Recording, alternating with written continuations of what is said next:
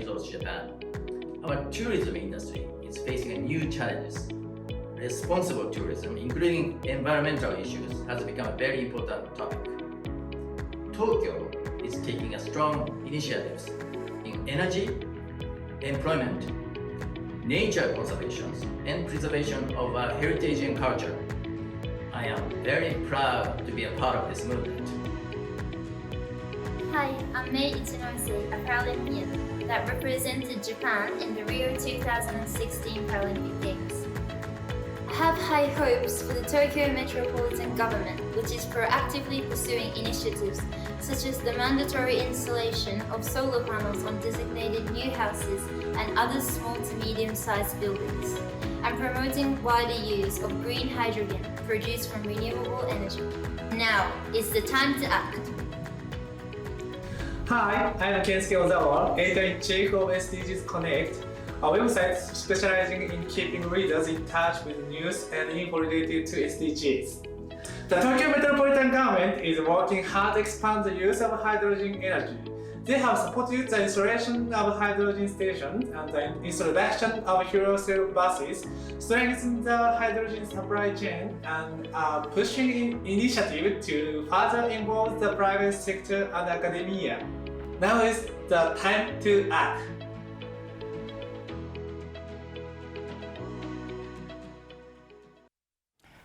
Konbanwa. Good evening, good afternoon, good morning. Thank you for joining the Time to Act Hydrogen Forum 2022.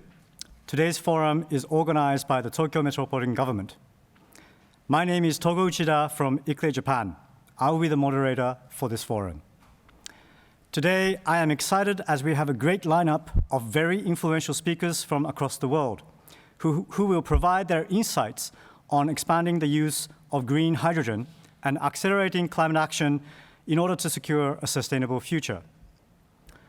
For the first part of the forum, I would like to invite Governor Koike to give an opening speech. Governor Koike, the floor is yours. Thank you, Uchida-san. Hello, everyone. I'm Koike Yuriko, the governor of Tokyo. And thank you for joining us today at the Time to Act Hydrogen Forum 2022. The climate crisis has become further aggravated with natural disasters occurring all over the world, as we have seen again this year. In addition, the global energy crisis has made it clear that the pursuit of decarbonization is key to supporting energy security. So, under the slogan, Time to Act, the Tokyo Metropolitan Government is calling for accelerating climate actions. At the same time, we are developing various initiatives to realize a zero-emission Tokyo by 2050. And last month, we formulated a new environmental master plan. We also set out a basic policy to establish the nation's first system mandating the installation of solar power generation equipment in new, small, and medium-sized buildings, including houses. And today, the theme is the broader use of green hydrogen. Green hydrogen, which does not emit CO2 at the production stage, is expected to act as an adjusting mechanism for solar power and other renewable energy and become one of the pillars supporting a decarbonized society. Today, as well as the efforts of the Tokyo Metropolitan Government, we will hear about the latest trends and efforts from the speakers. I'm looking forward to discussing the construction of hydrogen energy supply chain, and I hope that the discussion will be productive and meaningful. Thank you very much. Thank you, Governor Koike. The next part is the keynote speech from Dr. Fatih Birol, the Executive Director of the International Energy Agency, IEA, who has also sent us a video message for today's forum. Please. Ladies and gentlemen, dear colleagues, greetings from Paris International Energy Agency headquarters. I am delighted to be with you here today, talk about hydrogen. I am sorry that I cannot be in person with you there, but I thought I could share my views for hydrogen through this Zoom meeting. Dear colleagues, our world is going through a crisis. The first truly global energy crisis. We have never, ever witnessed such an energy crisis with this depth and with this complexity. Some of you may know or remember in 1970s we had oil crisis, but this one is much bigger: oil, gas, coal, electricity, and across all the countries around the world. So much larger energy crisis. And as we have seen in the 1970s oil crisis, we are going to witness upwards pressure on inflation, and the economic growth around the world will slow down as a result of high energy prices. Now, these are all definitely worrying news, but I believe that the responses that the countries around the world give to this current energy crisis may well prepare a better energy future for tomorrow. Remember 1970s? At that time, governments put policies in place to improve the fuel efficiency of the cars significantly. And in some countries, we have seen, again as a response to oil crisis, nuclear power plants around the world have been installed one after another. And this time, again, governments are providing response to first truly global energy crisis, and we will see many new technologies will be part of that response.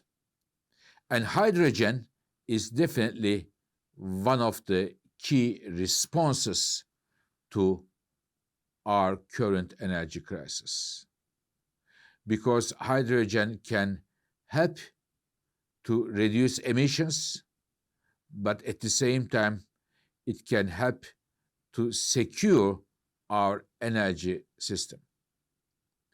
Governments around the world not only talking about their strategies, plans, but they are putting a lot of money on the table. Let me give you a couple of examples.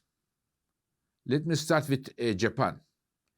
In Japan, we see that the Green Innovation Fund dedicated substantial amount of money for hydrogen in order to increase its share in the Japanese energy system. In EU, Europe, again, we have seen the Repower EU program puts a huge emphasis on the dissemination of hydrogen in Europe.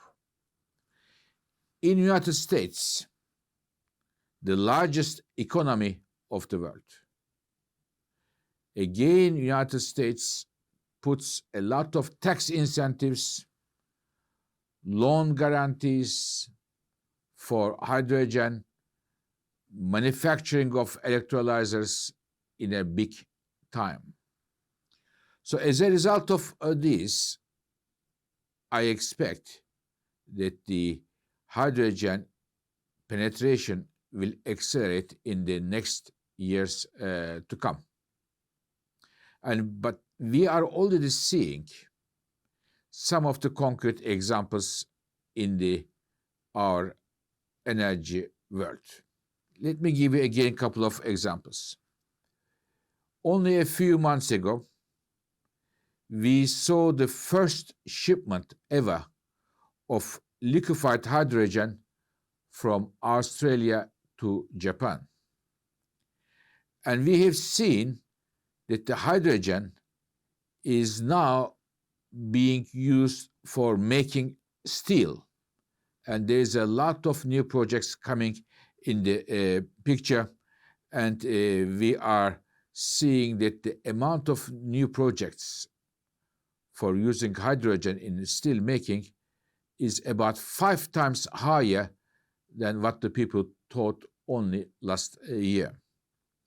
In the transportation sector, Japan is a leader in terms of cars, but we also see that in Germany, for example, the hydrogen, the fuel cell trains fleet enter in operation.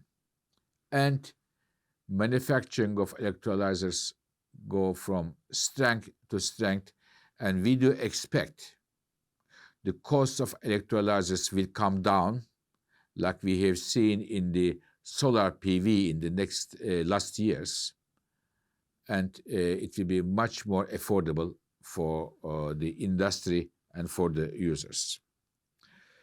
So these are all good news, but let me finish my words by giving a cautionary remark. We cannot leave these developments and just be happy like that. We have to do a few things, as we have highlighted in our Global Hydrogen Review 2022 that we have released during the Hydrogen Ministerial Meeting of Japan. So we call in this review that when we look at the entire hydrogen world, we call for better regulatory frameworks, standards, certification, and creating demand for low carbon green hydrogen. So these are some practical suggestions to governments in order to accelerate the penetration of hydrogen.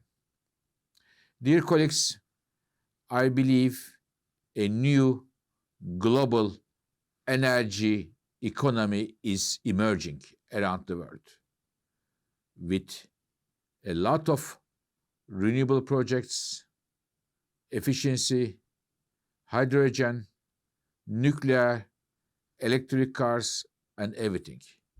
And I expect Japan, the country which has been leader in innovation and new energy technologies, will play a critical role, that those technologies will be the technologies of tomorrow, and they will dominate global energy sector.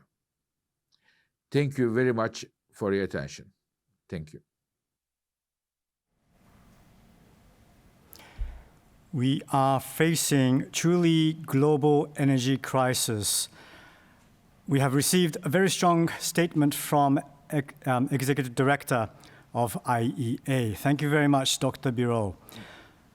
Now we would like to move on to today's main session. We have a panel discussion with special guests participating in person and through online. Allow me to introduce one by one. First, Ms. Yuriko Koike, Governor of Tokyo. His Excellency Mr. Sanjay Kumar Verma, Ambassador Extraordinary and Plenipotentiary of India. The Right Honorable Premier of Sarawak, Datuk Patinggi Tan Sri Abang Haji Abdul Rahman, Johari bin Tun Datuk Abang Haji Openg. And Mr. Yoshinori Kanehana, Hydrogen Council Co-Chair. We also have special video messages from distinguished guests. Mr. Eric Garcetti, Mayor of Los Angeles, the Right Honorable Mr. Dominic Piroti, Premier of New South Wales, His Excellency Mr. Shihab Ahmed Al Fahim, Ambassador Extraordinary and Plenipotentiary of the United Arab Emirates. Ladies and gentlemen, let's get started. The theme of the first round is initiatives each organization is taking to expand green hydrogen. Governor Koike, if you could please start us off, can you tell us about the significance of expanding hydrogen use in the cities and the initiatives Tokyo is taking to achieve this? So please, Governor. Thank you, Uchida-san. And once again, hello, everyone. I'm Yurika Koike, the Governor of Tokyo. Now, many parts of the world have seen extreme weather events frequently, as I said at the very beginning. Climate change has become so aggravated that it may threaten our very lives. And we must take countermeasures immediately. At the same time, the world's energy supply is in great turmoil. To overcome the two major challenges of energy security and decarbonization, cities around the world need to share knowledge and work together. The Tokyo Metropolitan Government is accelerating its efforts to cooperation with economic organizations under the slogan HTT, a Japanese acronym that stands for Saving, Generating, and Storing of Electricity. Hydrogen is a power card for generating and storing in HTT. During periods of low electricity demand, hydrogen can be produced with surplus renewable power and stored. And when electricity is in short supply, stored hydrogen can be used to generate electricity. Japan relies on fossil fuels from overseas for most of its energy, and this is an important initiative from the perspective of both energy security and carbon neutrality.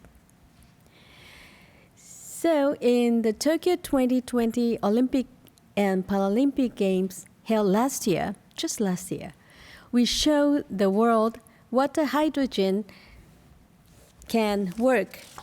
And let me see. And we showed the world what a hydrogen-powered society could look like. For the first time in the history of the Games, hydrogen was utilized for the Olympic cauldron and some of the relay torches. The athletes' village also utilized hydrogen. And hydrogen produced from renewable sources was utilized as well. And fuel cell vehicles and fuel cell buses were used as transport for certain segments of the Games. And after the Games, the athletes' village will be equipped with a hydrogen station.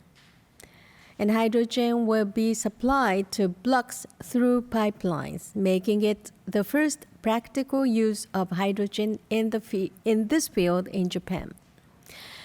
The utilization of hydrogen through this kind of urban development will also be a major legacy of the Games. In March of this year, the Tokyo Metropolitan Government formulated the Tokyo Hydrogen Vision to promote the understanding of Tokyo residents regarding hydrogen and investment in hydrogen by businesses. The vision outlines a Tokyo of 2050 in which green hydrogen will be fully utilized and the direction of measures to be taken toward the milestone of 2030. And we will further deepen cooperation with related businesses, the national government, and local governments to promote the broader use from both supply and demand sides, and with the aim of realizing a hydrogen-powered society. Thank you very much. So let's heat up the discussion. Thank you, Governor Koike. Thank you for introducing concrete initiatives and examples. And your message is clear, and your strong leadership is definitely encouraging for all of us. Next, I would like to ask Premier Abangsohari. I believe that you are considering the production of green hydrogen derived from hydropower resources in collaboration with Japanese companies. Please give us an outline of your plan and the efforts of your state to expand the use of green hydrogen. So, Premier, please. Thank you very much. First of all, I would like to express my appreciation to the organizer for inviting me to participate in this important and significant forum, which embraces the responsibilities of the world in response to the various crises we are facing. To my mind, there are two major crises facing the world today. Number one is the global warming, where the climate change has really indeed affected lives of people throughout the world. Number two is how to mitigate this crisis through policies that will mitigate this growth of warming that affects the world. Sarawak's position is this. After observing what happened to Kyoto, next is Copenhagen, then Paris, and the last one is Glasgow. I feel that the world must be united in our approach to settle or to mitigate the crisis they are facing today. We are facing floods, unpredictable. We are facing dry weather, also unpredictable. And there must be a solution to this.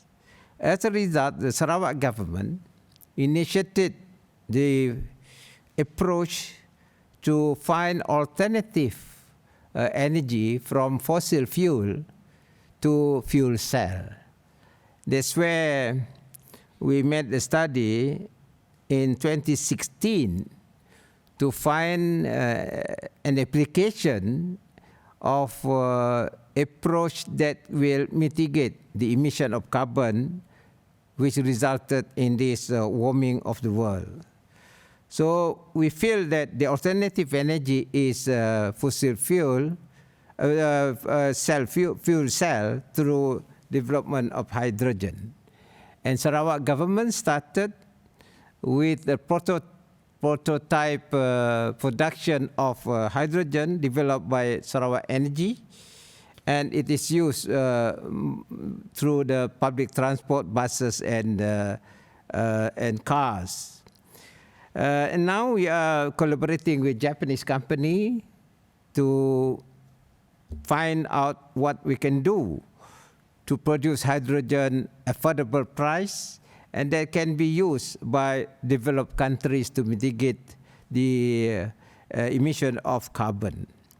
As far as Sarawak is concerned, we are also developing what we call smart cities based on renewable energy, and we hope that these smart cities that we develop will position ourselves as a local government as well as state government to really act on solution to the crisis that is facing the world today. Thank you very much. Thank you very much, Premier Abangsohari. Now, I would like to share a video message from Mayor Garcetti, the mayor of Los Angeles. Los Angeles City is proactively advancing their hydrogen initiatives. With this background, Mayor Garcetti will tell us about the concrete initiatives Los Angeles is taking to expand green hydrogen, including collaboration with Japanese companies. Please. Hello, I'm Los Angeles Mayor Eric Garcetti, and it's my honor to welcome you to this historic event. Thank you to my friend Governor Koike for hosting us in person and virtually. And thank you, Governor Koike, for your partnership and friendship over the years, including as Olympic and Paralympic host cities, as close peers in C40, and as a part of Urban 20. It was my privilege to serve as chair of C40 Cities, a network of 97 of the world's mega cities committed to addressing climate change, and to work with Governor Koike and leaders from across the globe to make groundbreaking pledges at the 26th UN Climate Change Conference, or COP26 in Glasgow in 2021. 1,049 cities committed there to have emissions by 2030 and to reach net zero in our cities by 2050, including 76 cities in Japan, thanks to Governor Koike's efforts. Today, we have another opportunity to turn our bold ambition into action. And it's simple. Our future and the lives and livelihoods of our residents depend on it. The role that cities must play in fighting climate change is clear. Cities make up 85% of the world's GDP, are home to over half of the world's population. And cities are responsible for 70% of global CO2 emissions. So cities must continue to lead in charge of the transition to net zero. Events like this one that Tokyo is hosting today are so critical for giving cities the vision and the tools they need to take bold climate action. Here in Los Angeles, we're accelerating our goal to reach a zero carbon power grid to 2035. And our path to zero carbon power includes transitioning the Intermountain Power Plant in Utah, currently the last source of coal-fired power plant in our portfolio, to green hydrogen with partners from Japan, Mitsubishi. And other partners from Japan like Toyota are working with us at the Port of LA to pilot green hydrogen technologies for heavy-duty equipment as the port looks to achieve zero emissions cargo handling equipment by 2030 and zero emissions drayage trucks by 2035. Last month, I was honored and had the opportunity to travel to Japan to observe the Hydrogen Society legacy of the Tokyo Games, when Japan showcased various uses of green hydrogen, from fueling buses to lighting the Olympic torch. The 2028 Olympic and Paralympic Games in Los Angeles will build on that legacy. The 28 Games will be the most sustainable games ever and will catalyze public transportation infrastructure and zero-emission transport. So I hope this forum sparks inspiration, provides global connections to take action on decarbonizing our economies, our homes, our buildings, our streets, and our societies. Thank you for your partnership and commitment to climate action, and let's get to work. Thank you, Mayor Garcetti. Now, Ambassador Verma, thank you very much for participating in today's forum again. I understand that India announced the formulation of National Hydrogen Mission in August last year.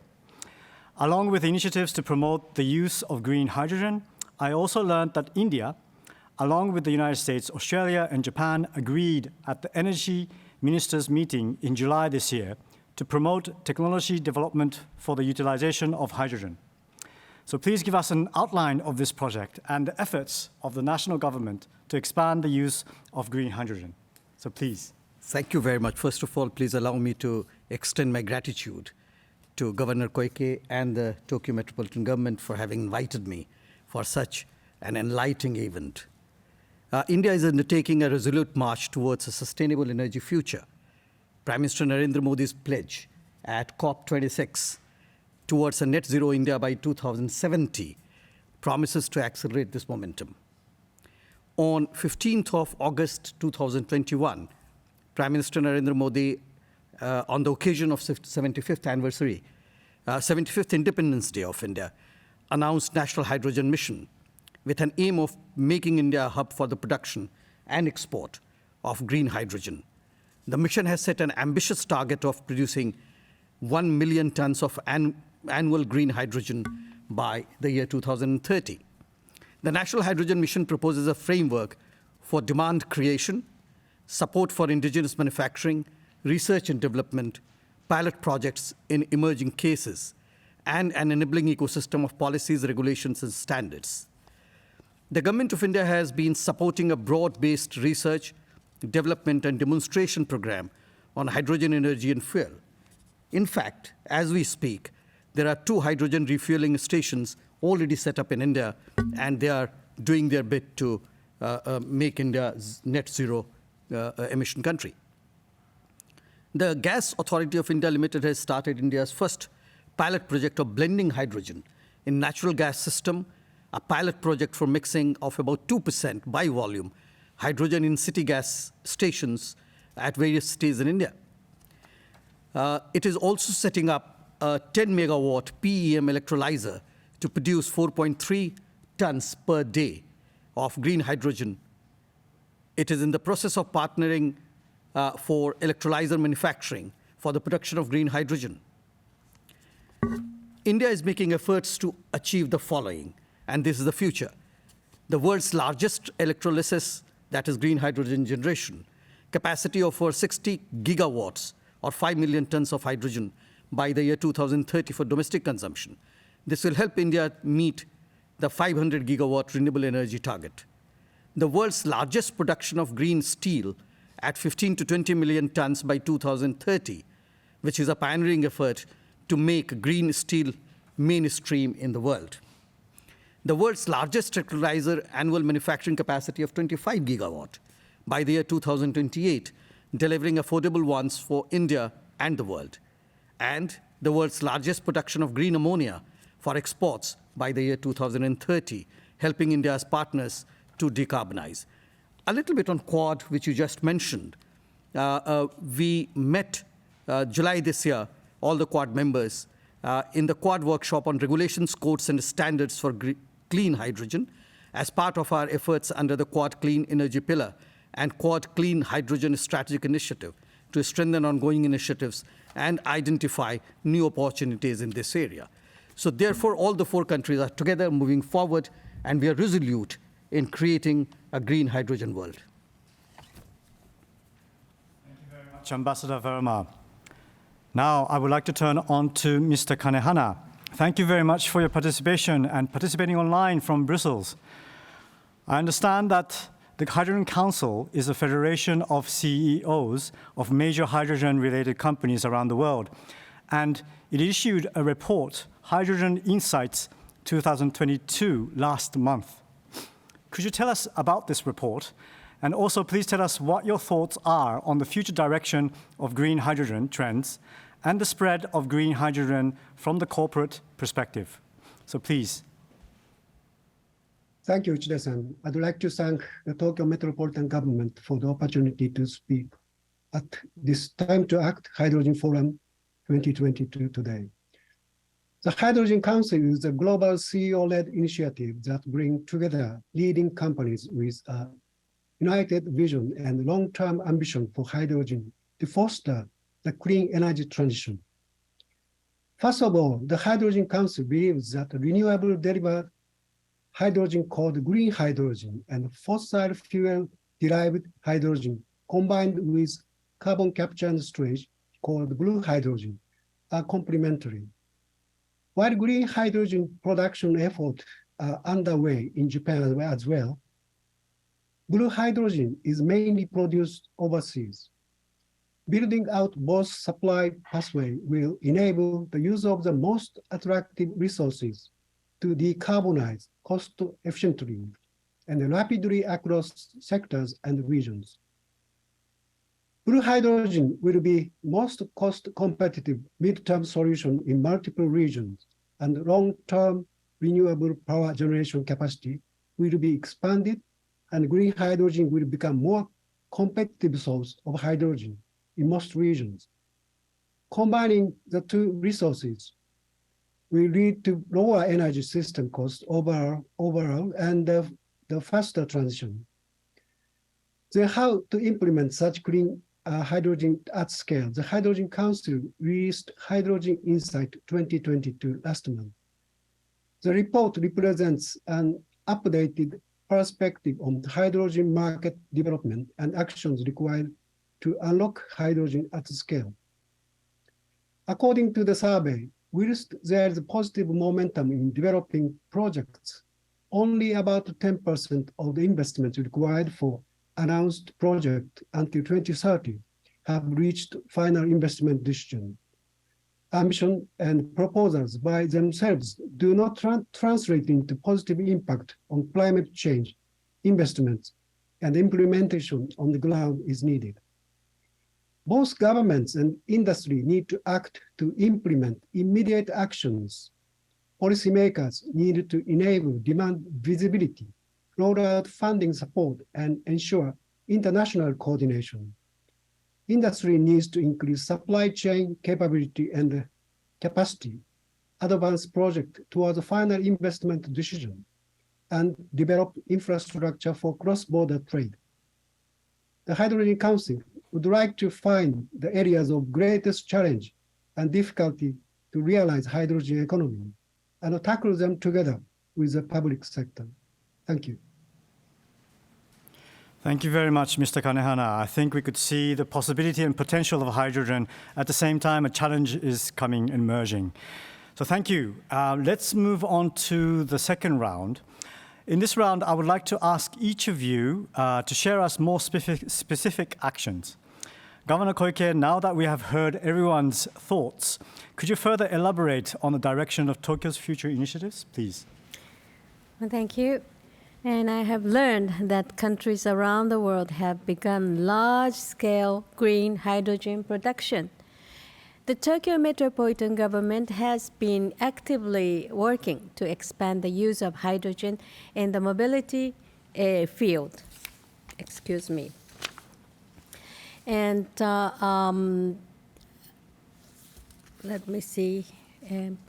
And we will also aim to increase demand in the commercial field as well.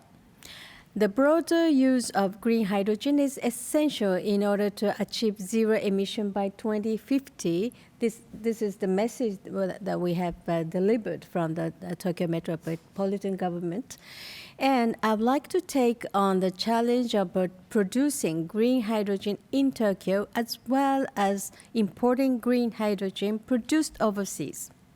And it is also important to establish a supply chain that can deal with large volumes of green hydrogen.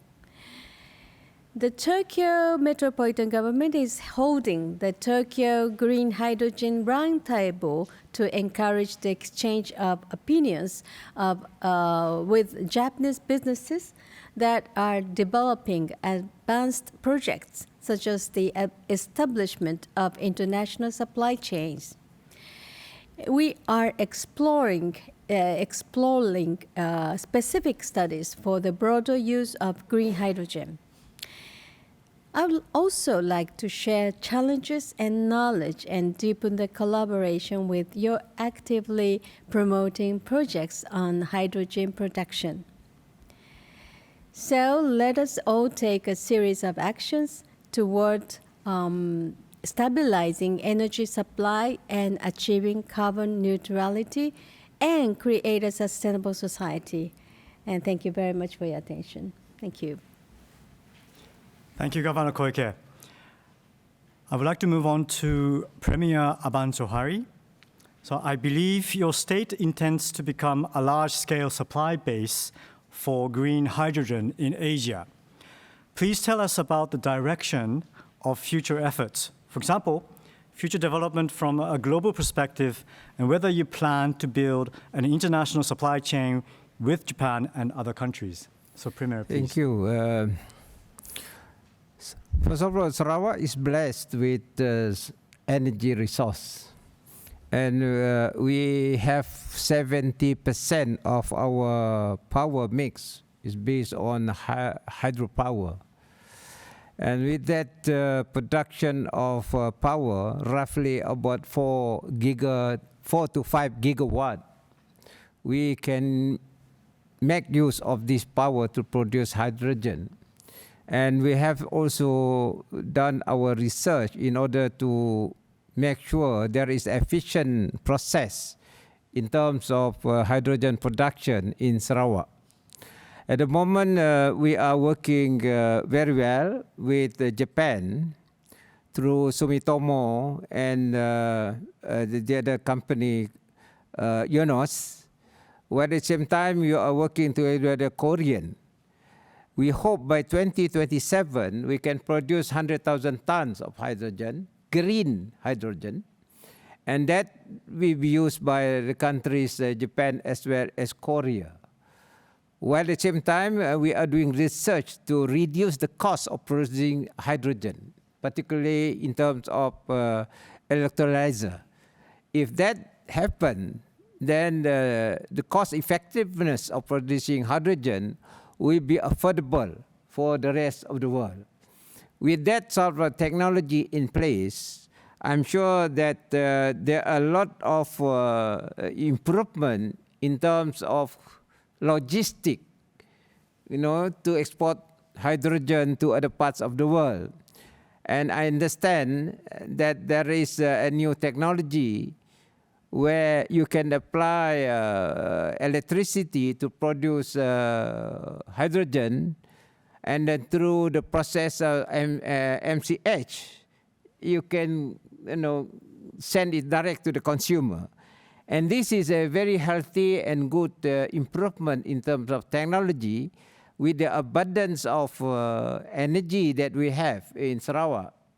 It is our intention that Sarawak become the hub of producing this hydrogen to the world, and perhaps through this renewable energy, we are able to power all the economic activities through what we call fuel cell fuel, and that will mitigate carbon emission. Thank you. Thank you, Premier Aban Johari. Now I would like to share a video message from Premier Piroti, Premier of New South Wales. He will provide a summary of the hydrogen strategy and other state initiatives, as well as plans to strengthen the global supply chain with other countries, including Japan, and other future developments from a global perspective. So please. Hello, it's Don Perrottet here, Premier of the State of New South Wales. A big thank you to Tokyo Governor Yuriko Koike for the invitation today. It's a great honour to speak to you so soon after I had the pleasure of visiting in July. Japan was a natural choice for my first trade mission. New South Wales is the largest state economy in Australia, and Japan is our #1 goods export destination and 3rd largest import partner. 14,000 people in Japan call New South Wales home, and 839,000 more visit New South Wales each year. The point is, we have a strong foundation for an even stronger friendship, and that's what I want to talk to you about today.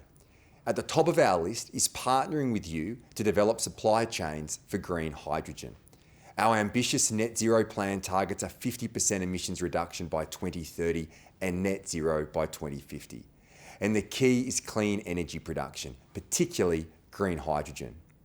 New South Wales has many natural advantages that makes it an attractive location for developing large-scale green hydrogen production facilities. We also have a very large renewable energy resource. We have extensive infrastructure to support hydrogen production and export. One example is the newest metropolitan centre in Australia, Bradfield City Centre. This future-focused city is located within the Western Sydney Aerotropolis on the doorstep of the new Western Sydney International Airport, our export gateway to Asia. My government has already committed over $1 billion to build Bradfield's supporting infrastructure. This city will be a cyber-secure, green and connected hub for advanced industries and will feature a work-ready workforce for advanced manufacturing with skills and training to meet the needs of industry, a high-tech research facility with shared space and equipment for international advanced industry firms and local manufacturers, and a digitally enabled city centre and public domain, including high-capacity conduit, common access ducts and smart infrastructure. New South Wales also has access to not one but 2 deep water ports, Port Kembla and the Port of Newcastle, both capable of handling giga-scale high-volume exports. And both these ports are close to renewable energy development sites. We also have a large pool of skilled labour and industrial capabilities located in areas suitable for large-scale hydrogen production. In fact, we already have strong experience in the production and distribution of ammonia and hydrogen from our port regions. So we're building on that experience and strengthening our long-standing trading relationship with Japan to connect our emerging hydrogen generation hubs with Japanese trading partners. This will mean access to competitively priced green hydrogen supply. Heavy transport is another potential opportunity for New South Wales and Japan to work together in this space. Establishing a hydrogen refuelling network for heavy transport on Australia's busiest road freight routes is the key to decarbonising heavy transport. With Japanese experience in hydrogen, refuelling and transport technology, your companies can support us in this transition by supplying vehicles and refuelling equipment to make this a reality. This is a two-way trading opportunity for green hydrogen supply and technology. The New South Wales hydrogen strategy will support up to $270 billion of investment in New South Wales by 2050, and we've committed to $3 billion in industry incentives already. This includes a 90% exemption to network charges for electrolysers that connect two parts of the electricity network with spare capacity, incentivising demand for green hydrogen, rolling out hydrogen refuelling stations, and investing up to $150 million in hydrogen hubs in the Illawarra and the Hunter. All of this will support our target of producing 110,000 tonnes of green hydrogen per year by 2030. And we are aiming to cut the cost of green hydrogen production by more than 50% to under $2.80 per kilogram. The core of our competitive advantage are two hydrogen hubs in the Hunter and the Illawarra regions. By co-locating creators and renewable energy generators, industrial users and international export facilities, these hubs will improve efficiency while lowering the overall cost of production. Internationally, there is already significant demand for green resources to support decarbonisation in hard-to-abate sectors. Right now, New South Wales is home to 21 individual projects aiming to produce almost 268,000 tonnes of green hydrogen each year in New South Wales. But this is just the start. We will be well positioned to export green hydrogen, green steel and green ammonia to a range of markets, including Japan, South Korea and the EU.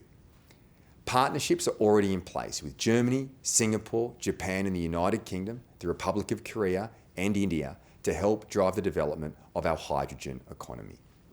So, as we grow our green hydrogen production capabilities, we want you to be an important part of that growth. Our hydrogen strategy is part of a broader renewable energy plan already underway. Our New South Wales electricity infrastructure roadmap will deliver the most robust high voltage infrastructure in our nation. We will attract up to $32 billion in private sector investment in wind, solar, long duration batteries, pumped hydro and other technologies. Connecting 12 gigawatts of high voltage renewable electricity into our world-class electricity grid. Alongside hydrogen and renewable energy production, New South Wales also offers key investment opportunities in critical mineral extraction and battery manufacturing, another shared interest with Japan and another shared opportunity. In this area, we also have a strong natural advantage, and our abundant mineral deposits will be vital to meet global and local demand. The New South Wales Government is working to make New South Wales a leading global supplier of critical minerals and high-tech metals. In real terms, this means establishing Australia's first critical minerals hub in the Central West, promoting exploration for critical mineral resources, developing critical supply chains, investing in key mining projects, driving innovation and new skills in the critical minerals sector, and attracting investment for critical mineral resources, downstream processing and recycling. The simple point is this: New South Wales has the resources to be a global clean energy superpower, and we want Japan there with us. Thank you for your time, and I wish you all the very best for a very productive forum.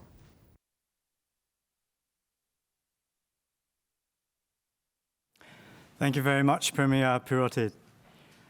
So I would like to turn on to Ambassador Verma. I believe that India will lead the transition to clean energy during its upcoming G20 presidency next year.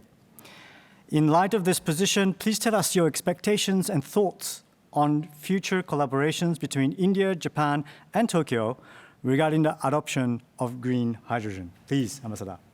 Uchida-san, the year 2023 will see both India as the president of G20, but Japan as the president of G7. And therefore, we are coordinating our positions to push the world quicker towards net zero targets. Japan has always been a crucial and critical partner for India's economic development. During the visit of Prime Minister Kishida to India in March 2022, which was his first bilateral visit abroad, India and Japan signed the Clean Energy Partnership. Cooperation under this partnership will cover areas including clean hydrogen and green hydrogen. Our countries are already working on exploring possibilities of further cooperation in the area of hydrogen and fuel cells, specifically for cost-competitive application for stationary and transportation purposes. Development of regulations, codes, and standards, collaborative research and development, and utilization of hydrogen in other sectors, such as steel manufacturing, as highlighted in the 10th India-Japan Energy Dialogue. This year, our two countries organized the India-Japan Hydrogen Month as a part of the 70th anniversary of the establishment of our diplomatic relations. The focus was on understanding the supply side, that is competitive cost of hydrogen, and the demand side, that is how much hydrogen will be used in oil refinery, chemical, steel, power, and mobility sectors, all in India. Our countries are also a part of the Quad, where, as I discussed earlier, we are working on initiatives as part of efforts under Quad Clean Energy Pillar and the Quad Clean Hydrogen Strategic Initiative. India is also spearheading the Leadership Group for Industry Transition, LEAD IT, along with Sweden. Japan has already partnered with India for the same in order to include the hard-to-abate sectors like steel, cement, and heavy-duty transport under LEAD IT. We may explore how energy generated from renewable sources may be utilized in these sectors through cutting-edge green hydrogen and storage technologies. As the world is slowly acknowledging the use of green hydrogen as a viable means to decarbonize, it presents a tremendous opportunity for India and for Japan, and indeed for Tokyo, to deepen our partnership on green hydrogen, including through promoting knowledge exchange, policy and regulatory cooperation, research, and innovation. Thank you. Thank you, Ambassador Verma. Now, I would like to share a video message from Ambassador Shihab Ahmed Al-Fahim, Ambassador Extraordinary and Plenipotentiary of the United Arab Emirates. The United Arab Emirates has developed many strategies for green growth, and I believe this is considered as an essential tenet for the nation's future. UAE will host the Climate COP next year, and with this background, the ambassador will tell us about the green hydrogen movement in the United Arab Emirates and about its initiatives and thoughts on advancing green hydrogen. Please. Minasama, konbanwa. Excellencies, distinguished guests. It's a great honor to have this opportunity to address you on such an important event. Hydrogen is the future green energy and a key to decarbonizing industries that rely heavily on coal, oil, and gas. It's also key to achieving our net zero carbon emission goals. The UAE is the first country in the Middle East to join the International Partnership for Hydrogen and Fuel Cells in the Economy to build effective cooperation and support of sustainable development. As part of the UAE's Hydrogen Leadership Roadmap and the National Hydrogen Strategy, will help the UAE to become a world-leading nation when it comes to the role of hydrogen in the energy transition. The UAE has launched the World Green Economy Organization to achieve energy transition through the Energy Strategy 2050, aimed to increase the contribution of clean energy from 25 to 50% and reduce the carbon footprint of power generation by 70%. Therefore, hydrogen is going to be one of the central pillars of this carbon footprint reduction strategy. The energy strategy covers the combination of renewable, nuclear, and clean energy sources to meet the net zero emission plan outlined by our 2050 strategic initiative, and with forecasted investments of around $615 billion in renewable energy. Moreover, the UAE supports green infrastructure and clean energy projects worldwide and has investments of more than $50 billion in more than 70 countries, and has a plan to invest an additional $50 billion by the year 2030. It's remarkable to mention that in the Smart City Index 2021, both Abu Dhabi and Dubai are ranked as the smartest sustainable cities in the Middle East and North Africa regions for tangible contribution in sustainable development while preserving the environment. The UAE has achieved the lowest cost solar power with the largest solar facilities in the world. It's also the first country in the region to deploy peaceful nuclear power and to develop industrial-scale carbon capture, utilization and storage. Abu Dhabi future energy company Masdar has become a global leader in renewable energy projects and sustainable urban development, supporting the UAE's transition toward a knowledge-based green economy. Since 2006, Masdar has invested in mainly solar and wind power projects with over $20 billion. Furthermore, UAE's national oil company ADNOC is strengthening its position as one of the least carbon-intensive oil and gas companies in the world. As part of its comprehensive 2030 sustainability goals, the company plans to reduce operational greenhouse emissions intensity by 25% and to enhance its carbon capture, utilization and storage capacity by 500% by the year 2030. In January 2021, Mubadala, ADNOC and ADQ established the Abu Dhabi Hydrogen Alliance to make Abu Dhabi as a trusted leader of a low-carbon, green and blue hydrogen in emerging international markets. Additionally, Dubai Electricity and Water Authority is operating the first green hydrogen project, a 1.2 megawatt pilot facility in the Mohammed bin Rashid Al Maktoum Solar Park, and is working on implementing the Dubai Green Mobility Initiative to increase the use of electric and hybrid vehicles to 30% by 2030. As the global hydrogen economy accelerates through technological innovation and partnerships, the UAE recognizes the importance of developing a hydrogen-based economy and that diversification of the economy is a strategic focus in building bridges of international partnerships. This year marks the 50th anniversary of diplomatic relations between the UAE and Japan. We are looking forward to diversify our relations in sustainable projects and innovation-generating sectors, including renewables and advanced technologies. Most recently, UAE and Japan have launched a comprehensive strategic partnership initiative to strengthen bilateral cooperation across the priority sectors, such as trade, investment, science and technology, infrastructure, artificial intelligence, agriculture, alternative energy, and climate change solutions. The UAE and Japan have also signed a hydrogen cooperation agreement aiming to expand the joint areas of collaboration and enhance the investment in hydrogen, supporting the ambition to accelerate the energy transition towards a low-carbon future. The UAE and Japan will further collaborate on joint research to accelerate developments of large-scale projects for hydrogen production and its utilization. Such partnerships support the direction of the UAE to align with the COP28 conference, which the UAE hosts in 2023, and the Paris Agreement on climate change, as well as contributing to forming the shift towards clean, renewable energy by making significant investments in innovative technologies and promoting a carbon-free, sustainable future. The UAE and Japan have shared visions for a decarbonized future energy system. We are keen to move forward to a new level of strategic partnership and to diversify our exchanges through your participation. Our embassy will make every possible effort in this regard and continue facilitating mutually beneficial partnerships among interested stakeholders. Thank you very much for your time. Domo arigatou gozaimashita. ありがとうございます。Thank you, Ambassador Shihab Ahmed Al-Fahim. Lastly, I would like to hear from Mr. Kanehana. You have heard all the participants' comments and speeches now.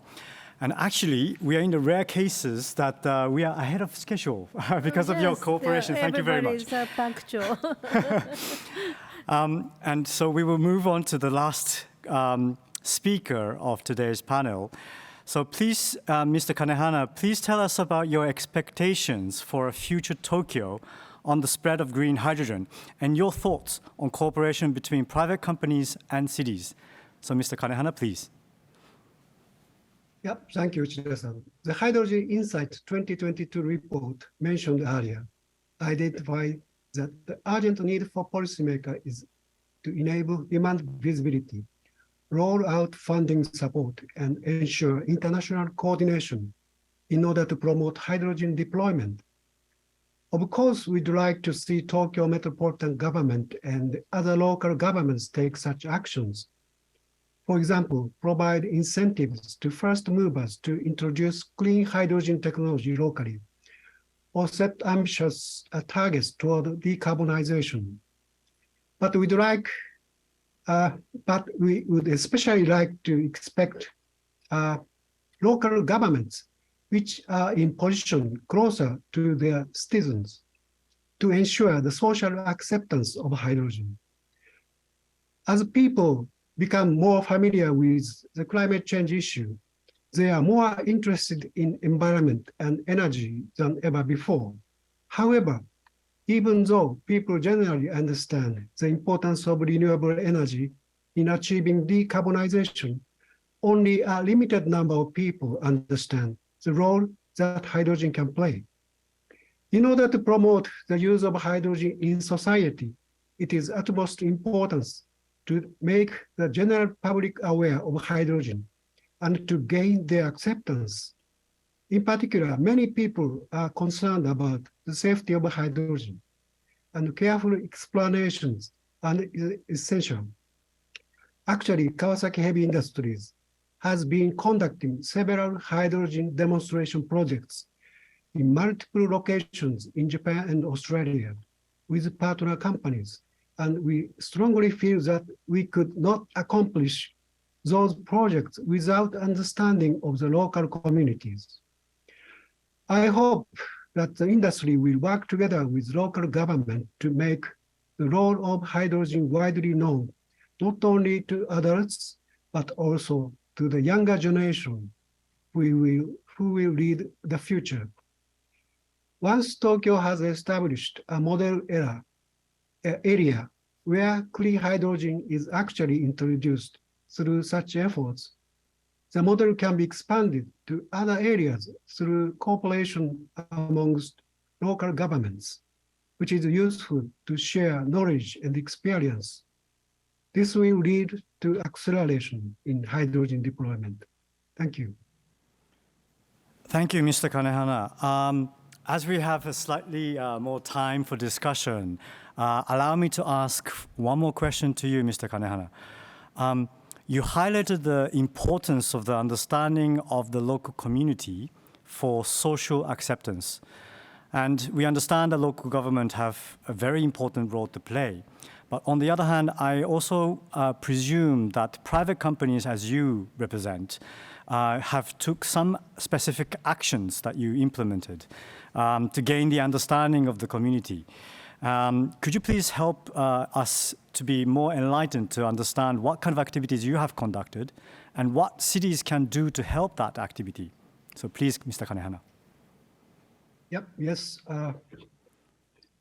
Specifically, we held project briefings and seminars for local residents and local stakeholders to carefully explain the project's objectives and plans, and made every effort to gain their understanding.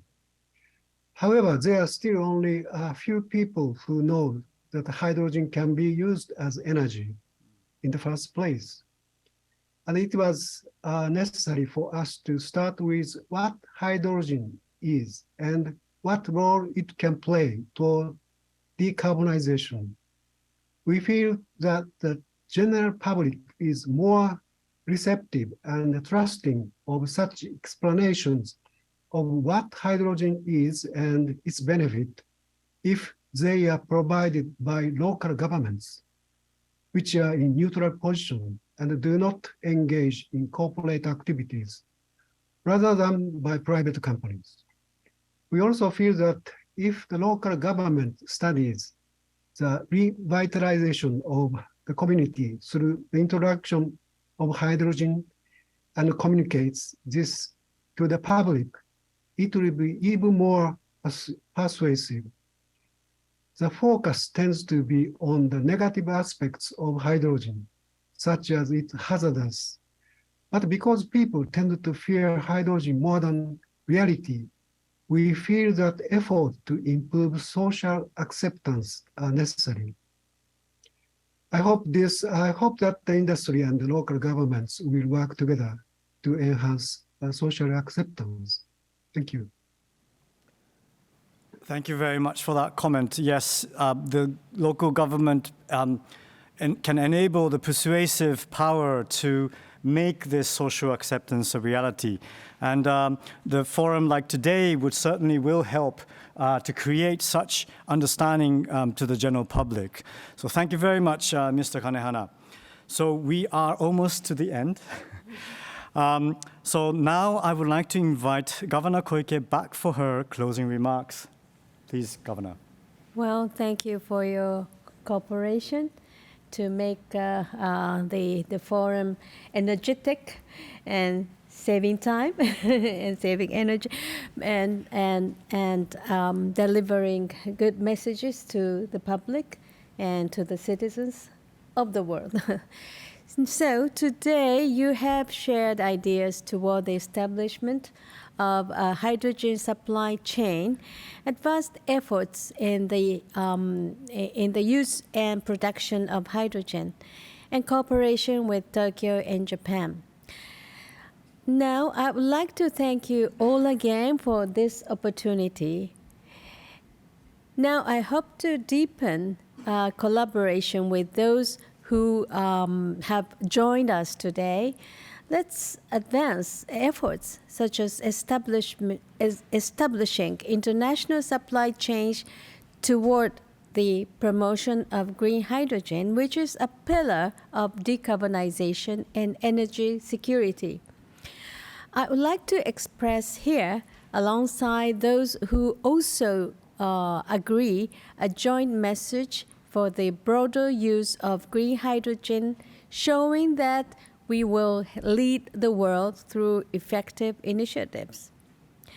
Now, COP27 will be held in Egypt next month, and it is very significant that we are able to hold this forum at this time of the highlighted global interest in climate change. I would like to actively disseminate today's discussion at international forums in the future. So, time to act. Now is the time to accelerate actions. And let us all work together and make a concerned effort to confront the crisis we face. And finally, I would like to thank all the speakers today, and as well as all the people involved for their cooperation in organizing this event. So thank you very much. Thank you, Governor Koike, and thank you to everyone who have joined this forum. I would like to give big applause to the participants. Thank you very much.